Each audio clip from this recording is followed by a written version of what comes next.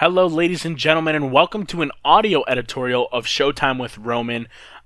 So I'm just going to get straight to the point. There has recently been a lot of think pieces and lots of articles and lots of posts that I've seen on Facebook that have talked about Avengers Infinity War. Lots of spoilers, lots of hype for the film, lots of people being disappointed by the film and stuff like that. And the main thing that's inspired me to make this video today is that Avengers Infinity War has sort of conjured up this traction to be compared to The Empire Strikes Back. And of course, if you somehow don't know, Star Wars The Empire Strikes Back is a 1980 film set in the Star Wars franchise. It was the second film to release and is technically fifth in chronological order of the franchise. That's obviously besides the point because I'm sure you all know that by now. But a couple disclaimers before I start. First things first, this video is going to be chocked full of Infinity War spoilers and Empire Strikes Back spoilers. But, well, Empire Strikes Back is as popular as it is. Second, I'm a huge fan of The Empire Strikes Back. It's one of my favorite films ever. It is a flawless masterpiece in every single regard in terms of character work, story structure, direction, writing, dialogue, comedy, drama, action. It is amazing in every single category. Infinity War, pretty good film. I liked it, 3.5 out of 5. Not perfect, not bad. Could have done things better, has great elements, has very poor elements in regards to writing and editing particularly, and that's pretty much it for disclaimers. Now, I'm someone that obviously, as I mentioned, loves The Empire Strikes Back, and I like Infinity War, and I also want to take note and make sure that the listeners are aware that I don't care if someone enjoys Infinity War more than Empire Strikes Back.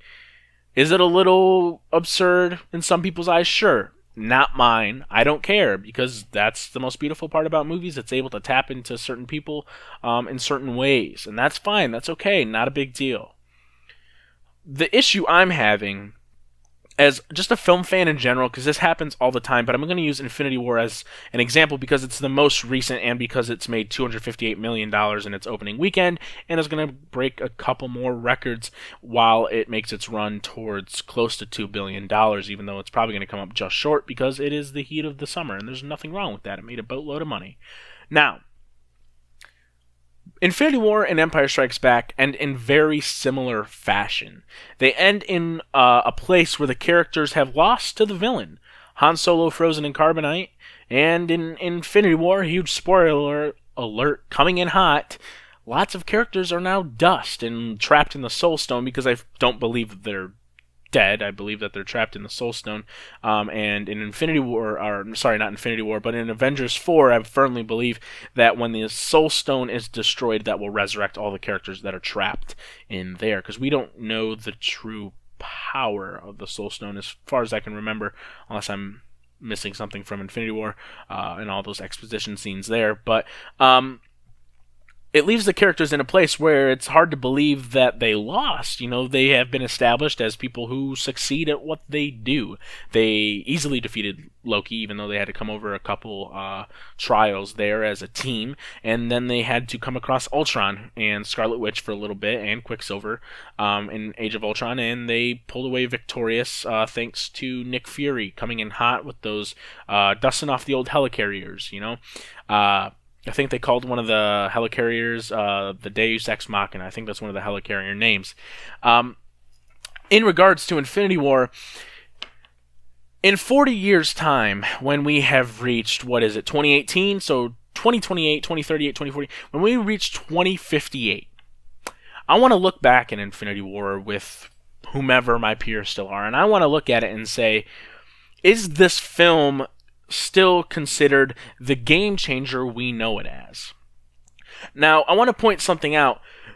Ever since Empire Strikes Back has come out, a lot of popular films, a lot of, films that end where the heroes don't win, the villain succeeds, and I just want to point out that a lot of films have been called the Empire Strikes Back of this generation.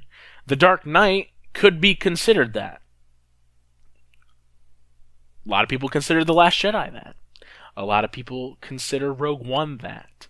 A lot of people consider The Empire Strikes Back of this generation in regards to how popular it's going to be in 40 years' time.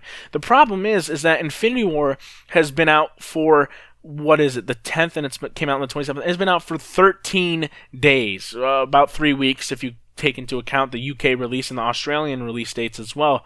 But the issue that I'm having is that how can a film be considered The Empire Strikes Back of this generation when it hasn't been out for more than 2 weeks? Like I said, it's a good film, and I don't mind that people think it's one of the greatest films ever made. It's not an issue that I have. The issue specifically is that if you're instantly comparing your film to The Empire Strikes Back, why don't you just call it the film that changed how comic book movies resolve? Why don't we call Infinity War the film that ultimately changed how you create penultimate episodes to the true finale? Because they marketed this one as the true finale, and it's not. Why don't we call it a film that completely transcends how to put your villain in the protagonist role? We can have skepticism. There was lots of people who weren't particularly fond of the film because they were confused why the film didn't continue what the first film started. But then as time grew on, people were like, this is the greatest thing ever made, ever since sliced bread. And that's amazing that films have aged so well. And I just want to point another thing out about Infinity War being the Empire Strikes Back of this generation, or claiming to be the Empire Strikes Back of this generation. 6 years ago, the Avengers released and was considered the greatest comic book movie ever. And a lot of people still fairly consider that the greatest comic book movie ever. Avengers hasn't aged well. In 6 years' time, a lot of people have not loved it like they used to. A lot of people still love it, of course, don't get me wrong. But there are a lot of people who agree that said it was amazing for 2012 and it was great to see it in the theater, but ever since then, it's okay. At best, a solid 7 out of 10. A solid 7.5 or an 8, which is still great, nothing wrong with that. But how can we claim that something is this humongous title, calling it the next Empire Strikes Back? How can we say that? This film hasn't even defined an entire generation of film yet, because we're still in the generation. And I would be willing to bet a couple bucks on Avengers 4 being considered the Empire Strikes Back of this generation. My main point is, and I don't want to go on for too long, is that why don't we just let films live and breathe? Why don't we just let films span time? Because time is a film's biggest enemy. Looking at films like A Trip to the Moon, decade-old silent film, short film, black and white, it's still amazing to this day. And we can consider it one of the greatest films of all time because it spanned nearly all time. If it hasn't aged a bit now, then it's probably going to be the same in 50, 60 years. Same with Empire Strikes Back, same with Star Wars, The Godfather, 2001: A Space Odyssey, The Shining, Casablanca, Rear Window, films that have all aged tremendously because it spanned decades and decades and decades and decades of time to cement itself as one of the greatest of all time. A film that is merely 2 weeks old cannot, in my opinion, cannot be considered one of the greatest films ever made. It cannot be considered the Empire Strikes Back of this generation because the Empire Strikes Back has been around for 40 years. Infinity War has been out for 2 weeks. 2 short weeks, not even 1% of the time that Empire Strikes Back has been out and released to the public. Come back to me in 40 years. For right now, think pieces will come out and people will say this is the Empire Strikes Back of the generation. They're going to say it's the Empire Strikes Back of this generation because it left audiences on a cliffhanger. It left audiences crying. Fair. It left audiences' minds in a state of shambles. They could not believe what they saw. Just like the Empire Strikes Back. I've talked to my mom and I've talked to my dad countless times about The Empire Strikes Back because they were there in the theater when they heard Darth Vader say, "I am your father," to Luke Skywalker. And my dad was telling me, in all of his years of watching cinema, he said that he'll probably never see something that shifts the entire way you look at a film before, because it's the greatest twist ever. It's been spoofed, it's been parodied. Avengers Infinity War has been out for 14 days. We've got memes everywhere. Fair. But is Avengers Infinity War what? We don't know its status in 5 years' time. We can't tell. So to call something The Empire Strikes Back of this generation would mean that we already know the outcome of this film's age. How it's aged. Will it age well? So many we don't have the answers to. On a general consensus level, people can say that this made them feel exactly like they did when they saw The Empire Strikes Back, which is fair because they're very similar. The problem, or the difference, is that Avengers Infinity War ends with a cliffhanger and Empire Strikes Back with a twist. The end of Infinity War doesn't make me rethink everything I saw before the end of the film because it's not a twist, it's a cliffhanger.